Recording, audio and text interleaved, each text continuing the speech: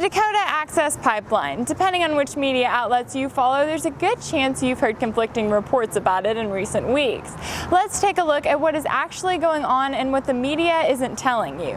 The $3.8 billion pipeline is nothing new. Proposed in 2014, the Dakota Access Pipeline will cover nearly 1,200 miles of ground in 4 states.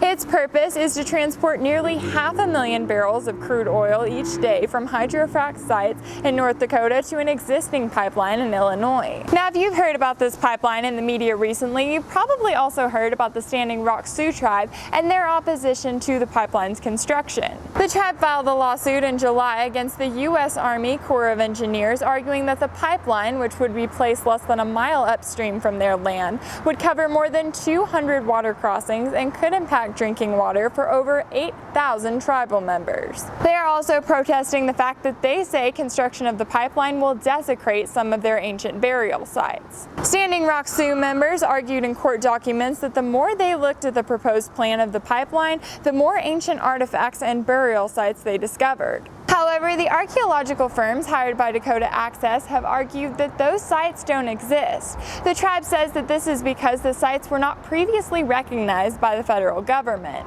A federal judge rejected the tribe's order to stop construction on Friday, but then a joint statement from the Army, the Justice Department, and the Interior Department announced that they would temporarily halt construction near a lake that is seen as a major water source for the tribe. So if this conflict has been ongoing for months, why are you just now hearing about it in the mainstream media? Well, last week, video was released showing Native American protesters being assaulted by attack dogs and pepper spray as they faced off against private security guards. Images from the aftermath of the attack painted a gruesome picture of injured protesters that included women and a child. This can be chalked up to the fact that when it comes to mainstream media television, when it bleeds, it leads. And you don't see nearly as much coverage of the peaceful protests as you do of the violent ones. Now, other alternative media outlets have noted that there is also footage from a different angle of the incident, which shows protesters provoking the attack dogs by hitting them with sticks. While they may use this footage to try and paint all of the protesters as vandals and social justice warriors who only care about how the pipeline will affect climate change,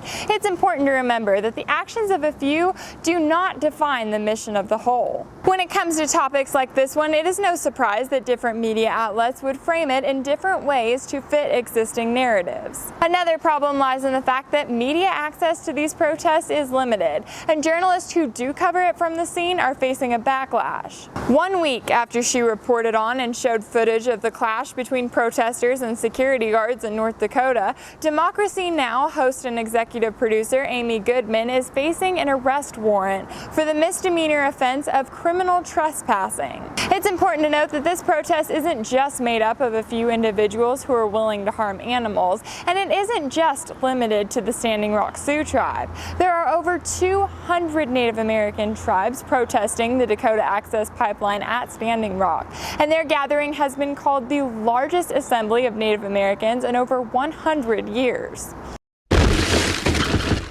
If anything in this video resonated with you, be sure to share it on social media.